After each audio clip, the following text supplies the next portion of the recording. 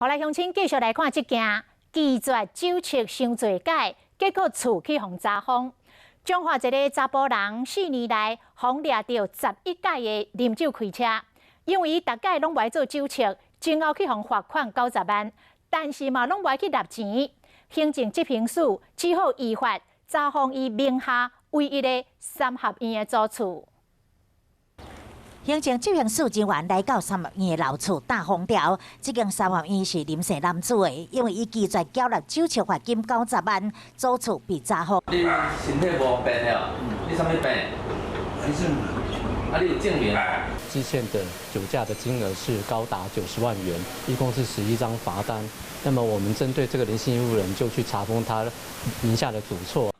林姓男子对民国104年到107年被查到啉酒开车的次数是11次，咱讲是全台第一。伊恳求卖查封伊的厝，伊讲3合院是老爸留落来，家己因为爱啉酒，已经得着脑癌症，爱定期治疗，伊的生活拢是靠某囝。 是的业务人，他只要有诚意要缴纳的话，其实我们都是愿意让他分期的。医疗费用呢，社会处这边可以来协助啦。目前因为他有子女，然后有稳定工作，所以未来如果有住的部分，他们可以请跟那个小孩住在一起。 执行署表示，民众只要欠税超过5万，伊的名下佫无足额查封的动产，就会进行查封不动产。林姓男子伊的名下有不动产，也佫有某囝厝内人，社会处咧评估伊是毋是符合安置的条件，或者是需要弱势关怀。但是伊11次拒绝酒测的法律责任，也是必须要面对。